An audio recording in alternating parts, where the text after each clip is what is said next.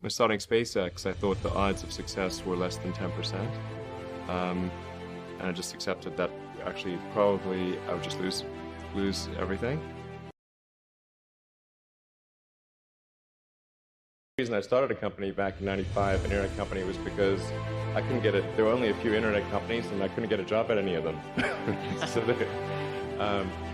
I tried to get a job at Netscape, and sent my resume in and tried hanging out in the lobby, but I was too shy to talk to anyone. And then I was like, okay, well, I guess I'll have to start a company because I can't get a job anywhere. Depending upon how well you want to do, and particularly if you're starting a company, you need to work super hard. So what does super hard mean? Well, when my brother and I were starting our first company, instead of getting an apartment, we just rented a small office and we slept on the couch. And we showered at the YMCA, and we're so hot up we had just one computer. So the website was up during the day, and I was coding at night, 7 days a week, all the time. And I sort of briefly had a girlfriend in that period, and in order to be with me, she had to sleep in the office. So work hard, like every waking hour. That if you do simple math, say like, okay, if somebody else is working 50 hours and you're working 100, you'll get twice as much done in the course of a year as the other company. The other thing I'd say is that if you're creating a company or if you're joining a company, the most important thing is to attract great people. So either join a group that's amazing, that you really respect, or if you're building a company, you've got to gather great people. I mean, all a company is a group of people that have gathered together to create a product or service. And so depending upon how talented and hardworking that group is, and the degree to which they are focused cohesively in a good direction, that will determine the success of the company. First of all, I really put some thought to, like, how can I provide advice that would be most helpful? And I'm not sure I've given enough thought to that to give you the best possible answer. But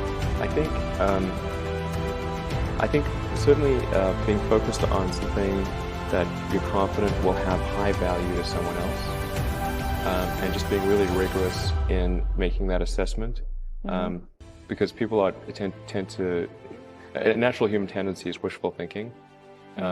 So a challenge for entrepreneurs is to say, well, what's the difference between really believing in your ideals and sticking to them versus pursuing some unrealistic dream that doesn't actually have merit? And that is a really difficult thing to tell you. Can you tell the difference between those two things? Right. You know? So you need to be sort of very rigorous in your self-analysis.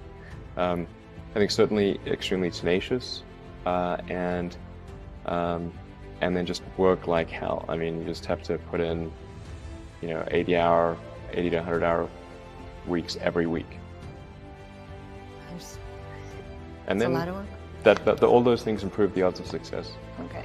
I mean, if other people are putting in 40-hour work weeks and you're putting in 100-hour work weeks, then even if you're doing the same thing, you know that in 1 year you will achieve what they achieve. You will achieve in 4 months what it takes them a year to achieve.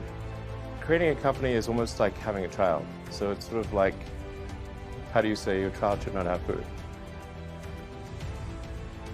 So once you have the company, you have to feed it and nurse it, and take care of it, even if it ruins you.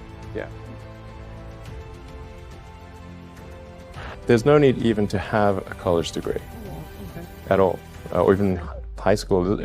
I mean, if somebody graduated from a great university, that may be an indication that they will be capable of great things, but it's not necessarily the case. If you look at, say, people like Bill Gates or Larry Ellison, Steve Jobs, these guys didn't graduate from college. But if you had a chance to hire them, of course, that would be a good idea.